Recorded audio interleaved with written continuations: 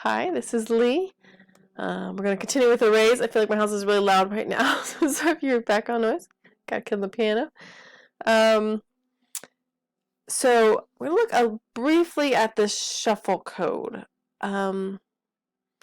See if we can understand what's going on. This is something you can find online. This is something I Googled up. There's basically like two ways that people shuffle cards. So this is something you can just find and copy online.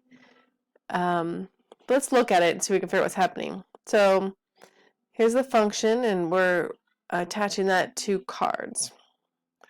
Alright, so we made cards last time. Cards is our array of 52 numbers with suits. So it's a function. So card shuffle is a function. And this writes this saying that it is shuffling, so we know that it's happening. I don't need that anymore, but at one point I just wanted to check, make sure things were happening. So we haven't talked about this yet. We'll do that later, but like this card that we're using right now, we're inputting. And so here's a for loop. So I equals 1 less than the length of cards. Okay, and as long as I is greater than or equal to 0, then we're going to subtract off. Right, we do length minus 1 because if an array has two things in it, then it's length 2, but it's the indexes are 0 and 1. First thing on the list is a 0, and the next thing on the list is a 1. So that's why we do minus 1 there. And instead of adding, it's subtracting off each time. So called the random index. This is how we're just an index is like card 0 is the first card in that list. Cards 1 is the second card in the list. That 0 and the 1, those are called the index. So that's why we're calling this a random index. So just a random, number in the list. The 7th card or whatever. So this is also something, if you ever need a random number, something you can just search up online and find. These are programmed things. So math random will give you a random number, and then you put here like it'll be between, if I'm remembering correctly, this is like between, it'll be like if you put a 5 here, it'd be between 0 and 5, like that number.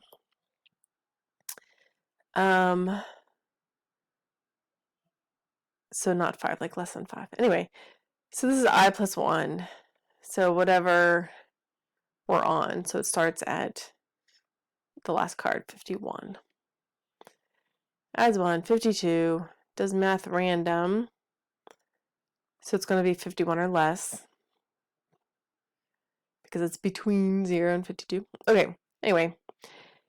Floor means it's going to round down. Random gives you a decimal, so floor just rounds down.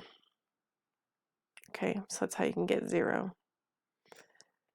And this is just like a set thing. Just search it up and just copy that code. But that's what's happening there. This is coming up with a decimal. And that's how you're getting the randomness. Multiply by your top limit. You want under that amount. So like this would give you 0 to 5. So if you wanted 5 to be one of the numbers, you could do 6, or you could do like plus 1 at the end. And then floor rounds it down so you don't end up with a decimal.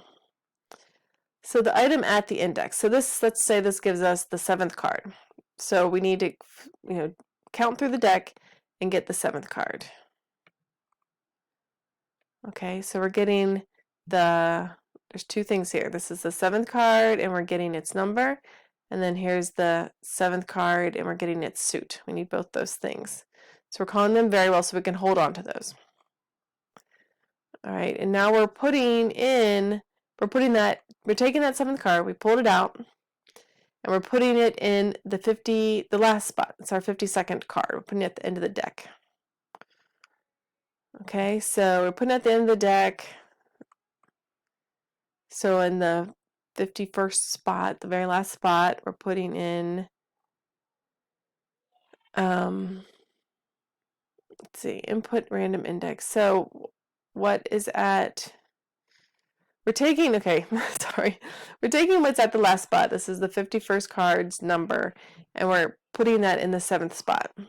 So at the random index 7, we're making that there. So we're taking the last card from the deck and putting it in the 7th spot. We're swapping positions of the 52nd and the 7th card. So here's the 52nd card, so it's 51. So the last card in the deck, that's suit, and we're assigning that to the 7th suit. And then we had those saved, so they're not, they still exist. They weren't, if we didn't save them, they'd be written over and you wouldn't know what they were anymore. It would just be the 52nd card, we'd just be putting it back and there'd be a duplicate of it. So we go to the last card in the deck, the number, and we put in what we saved from the 7th card.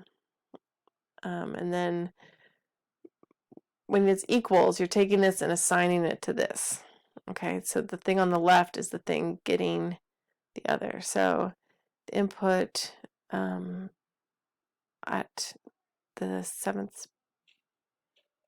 the last spot, the 52nd card, the last card in the deck is becoming the suit that used to be in the 7th spot. So you can look at this again. This is swapping out, get bigger, that helps. We're swapping out the random index and then the last card, and then we're going to the next card. So it's never going to, overwrite something that's already there because we're going through the deck from the back to the front, one card at a time, switching it out with some random card in the deck somewhere else. Okay, so I'm just going to go through this all over again. Input. Anyway, we haven't talked about, do we have to talk about return, ends the function? So this is something we'll have to come back to. All right, so that's what a shuffle is doing. But again, if you want to try and write that yourself, that'd be a good brain exercise. But, this is something I just have searched up and put in the code and then just use it over and over again in different ways. Now, this is set up for 2 items, right? There's a number and a suit for each one. So it'd be a little different. You wouldn't need this second one, and you wouldn't have these zeros there. Like you wouldn't have some of this if you just had one thing, just the item at the index, and then you just swap it out.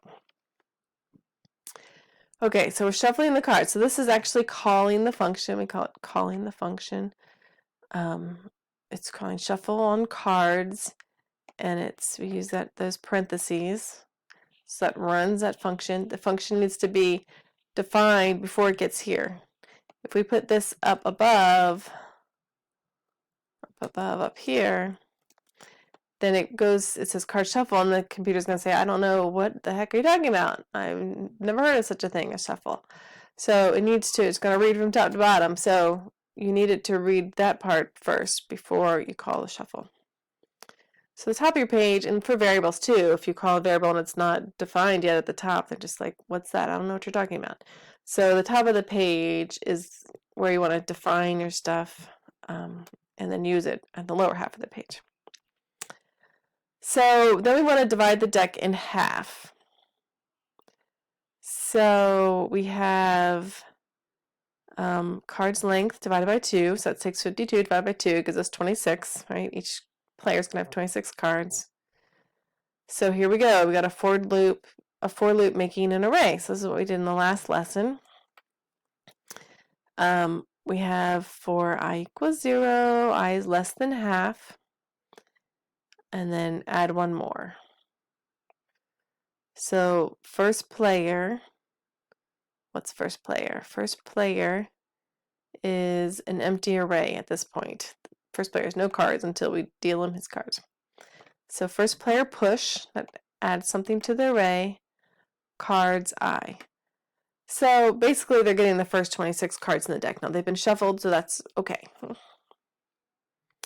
You could do it in a different order. You could divide them up and then shuffle them, but actually that's not really a good idea because then the one player would have, anyway.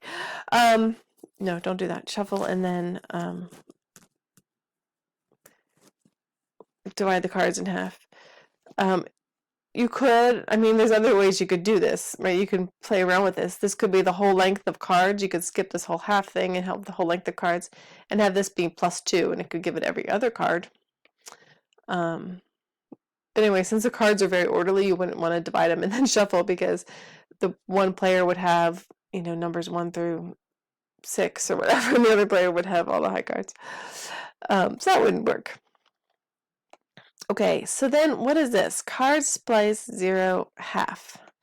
We did splice in the last lesson. That means we're going to cut it off. We're going to start at 0 and cut half of the cards off. We're going to cut off 26 cards.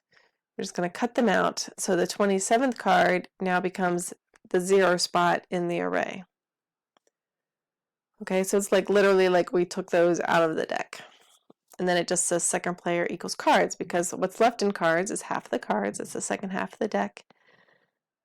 Things that used to be at the index is 27 through 51. Now that's all there is in cards. Like if you did cards length right now, it'd be 26. So second player gets the remaining cards. And then I write that to the HTML. I just made variables player one count. Do you remember this? So in the code, there's an ID, player one count. It needs to be specific because it's just for player one. So there's an ID. And to just use it a little more simply in the code, make these variables with the $sign for the jQuery. So player one count, HTML, we write the first player length. So it's the length of the array, the number of cards the first player has. For the player two count, write to the HTML the second player length. So it's the number of cards second player has, how long that array is, which is the number of cards they have. And they're each 26 at this point, and then it'll change, so we'll get to that as we draw. So we will move on to that next lesson.